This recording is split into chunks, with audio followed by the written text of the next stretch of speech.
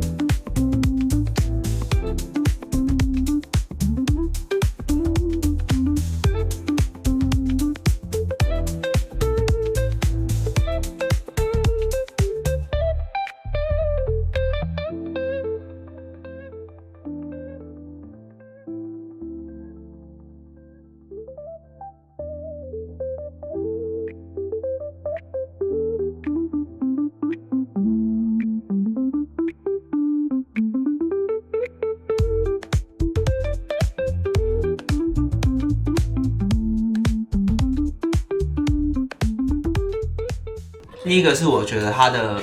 动位的公差相对是算比较小的，所以在这个组装的时候啊，我们不用花太多时间去找它的那个动位，因为我有组装过那种可能它动位公差比较大，有时候它可能还要硬去凹一下，让那个螺丝可以对到孔位，所以我觉得它的动位公差算小的。然后再来第二点就是也有算承接第一点，就是它的组装其实相对算比较简易。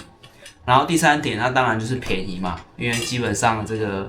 个价位真的已经算是很亲民了，对，分享给大家。那再讲，就我觉得可以更好的地方啊，第一个就是说，它就是说这个八格柜我们组装完之后，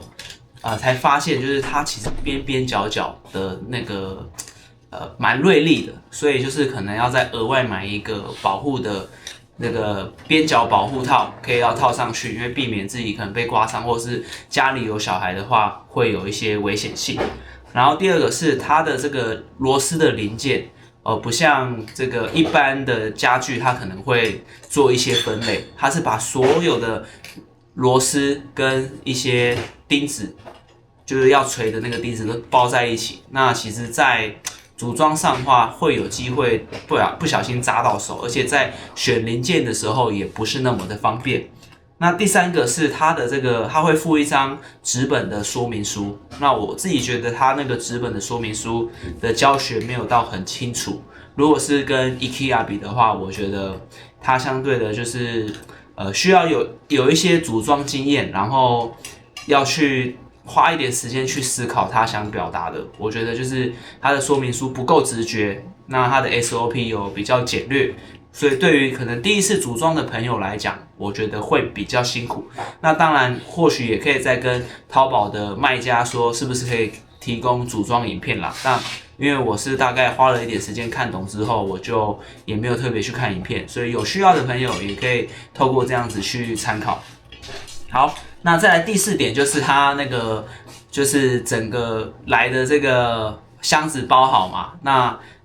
就是它的这个保丽龙啊，特别的容易碎散，所以我花了一段时间去扫地啊，然后去清那个保丽龙，它又会粘在柜子上，而且就是保丽龙又有静电，又不是那么好处理，所以我觉得这是一个我觉得它可能保丽龙材质可以在更好的地方，或是可能不知道有没有其他更好的材质。那再来就是第五个，就是它其实来的时候，它的这个木柜边。我觉得算是重量是有的哦，蛮扎实的。可是可能在这个货运的过程当中，还是稍微有一些碰撞，跟它的可能边角会有一些就是那种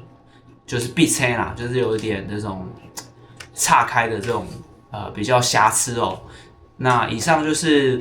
开箱这个台币1000元八格柜的这个心得评比分享给大家。那我会在资讯栏上放那个连结啊，有需要的人可以参考哦。Hello，我老婆希望我可以再补充一下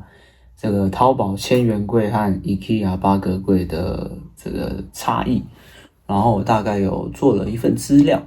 那淘宝平价八格柜，它的优势是柜体价格770元，它的八格收纳格大概是1003元，所以它整体就是八格含收纳柜就是1773元。然后它的优势是它整体的这个 size 是比较小的，那适合预算有限的学生、租屋族或是需要弹性灵活收纳空间的客族。然后在选手2 IKEA 经典八格柜卡拉斯，它柜体价格是2799元，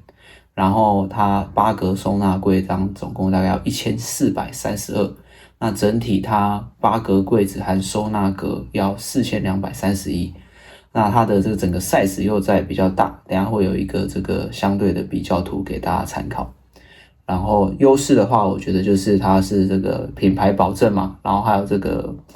公版化，它相对的这个是比较就是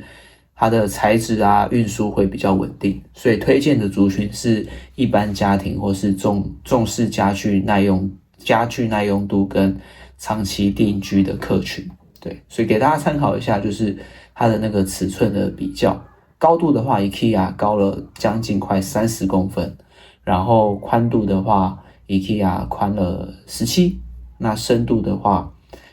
，IKEA 就是在比较深9公分啦，所以整体 IKEA size 是比较大。可是如果有空间考量的话，也是可以考虑淘宝八格柜。对，那基本上。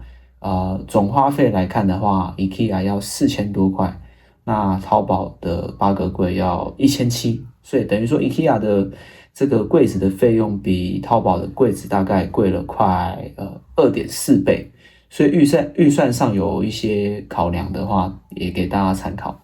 那给大家看这个最终的这个结论哦，就是建议是依照你们的居住空间跟使用年限。做最终的决定，然后附上这个表格给大家参考，然后谢谢你们。